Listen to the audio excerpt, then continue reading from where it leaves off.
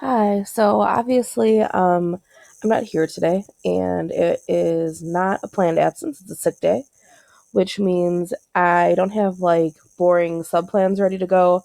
I have what we were supposed to be doing if I was there. And it also means that the person who's subbing for you right now was asked to do this about 3 seconds ago. So if you could, I would prefer if one of you could kind of just take charge and be the leader for today.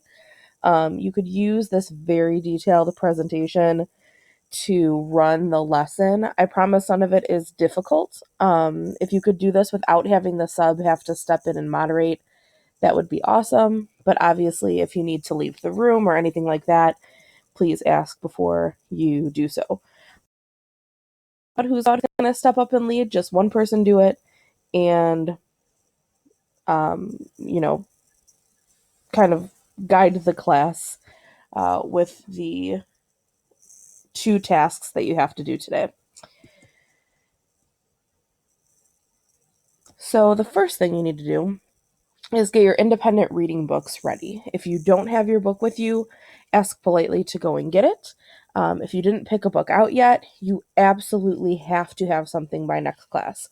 For today, in order to get your silent reading points, you can just pick something out from my library, but next class, you must have your book.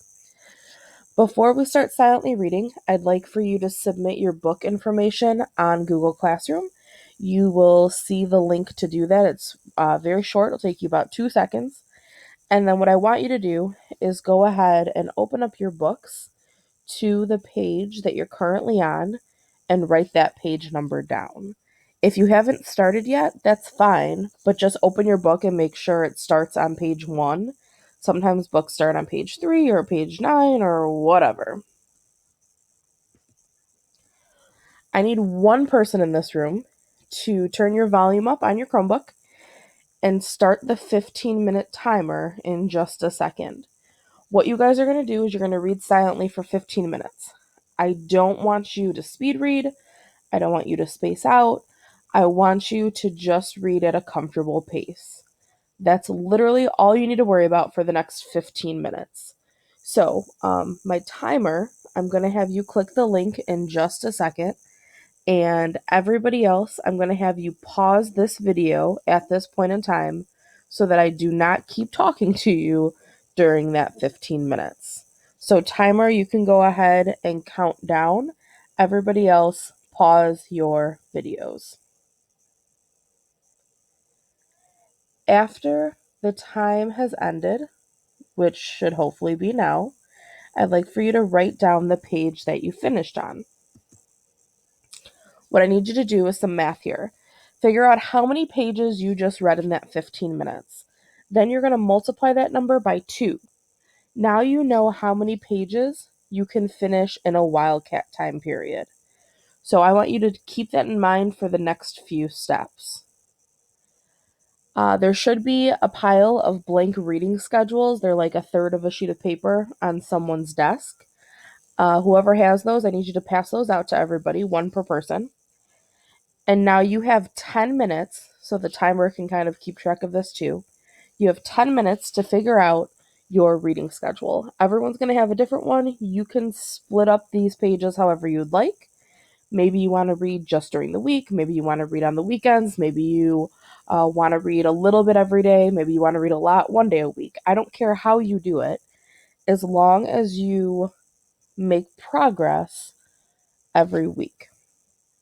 Once you've finished out your reading schedule, I'm going to need you to keep the paper copy for yourself, and you're going to submit the electronic copy on Google Classroom. So once again, you'll see a link to do that, and it's pretty self-explanatory. So go ahead and pause this video while you do all of that math and that figuring out of your schedule. So you have 10 minutes to do that. So timer or whoever's kind of leading class today, make sure we stay on schedule there.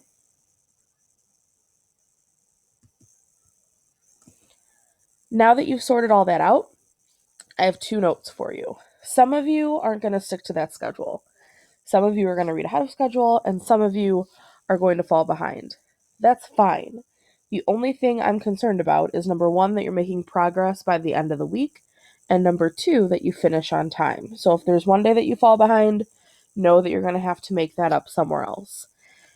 As far as your grading goes, you're going to be graded on your comprehension, your ability to talk with me about your book, and a final project that will be similar to the Bloom Ball project we did. There will be a couple of small writing prompts. They'll be more like journal style, where I'm going to ask you to reflect on your book, but there won't be an essay. However, there will be quite a few writing assignments that we're going to do over the last couple of weeks, but they'll be a little bit more creative in nature, which does bring us to our task today. Our final task is going to require you to get into pods that are equal in number, or as equal in number as possible. So if you're in a pod of 3, another pod of 5 right now, you guys need to break up into 2 pods of 4. If we have some pods of 4 and some of 5, if you're only off by one number, that's okay. It'll still work. But if you're off by more than one, this isn't going to work. So go ahead and rearrange yourselves and pause this video if your class needs to do that. And once everybody gets into equal pods, you can resume listening again. All right, so everyone should have a full sheet of paper for this project and a writing utensil. There's also kind of, I guess they're called like posters. I mean, it's not full poster size, but you'll see. There's bigger, nice pieces of paper that look like small posters. Someone needs to pass those out. Everybody gets one, but no two can be the same in one pod. So if there's a duplicate in one pod, go ahead and trade with somebody else to make it right. And what you guys are going to do is write a story for me. You're going to take a look at your poster, take a look at the title of your poster, and the first line of your poster. You're going to pick up from there. You're going to have 5 minutes to start a story, but the trick to it is that you're not going to finish your story. When the time goes off, when the time stops, you're going to pass your story and your poster to the next person in your pod. They're going to pick up where you left off, and so on. You're going to trade 4 times so that eventually you're going to get your story and your poster back, and then you're going to read what everybody else wrote, and you're going to write an ending for your story. If you only have 3 people in your pod, that's obviously not going to work out right. So you're going to get your story, and then the person after you is going to finish it. And if you have 5 people, you're not going to get yours back until it's already been finished. But that's fine. Everyone will trade the same amount of time. You're going to be graded entirely on completion. If you're not feeling exceptionally creative today, that's fine. Just do your best. As long as you're writing the whole time, you'll get your points. And I'm going to have the same person who volunteered to take time earlier today be the timer again. And you're going to have to time quite a few times because every time we rotate, the 5 minutes is going to start over again. So you guys can go ahead and put your name on the top of the paper. Go ahead and write the title of the poster on your paper, but you do not need to copy the first line. You could just pick up wherever it leaves off. So timer, once again, you're going to count down for everybody, and you're going to keep an eye on that time for me. If you can actually just put your Chromebook on loud, we'll hear when the timer goes off. So go ahead and count down, and then once the time begins, I'm going to have you guys pause this video until the time goes off. All right, so at the end of your 5 minutes, you're going to give the next person your poster, give the next person your story, and you're going to get another 5 minutes to write. This time, be sure to spend the first part of the 5 minutes reading what the other person wrote. This is not supposed to be like Mad Lib style. You're not supposed to be guessing and like hoping it all comes together. You're supposed to be writing a coherent story. So, timer, you can start the time, and then everybody else is going to read and then write.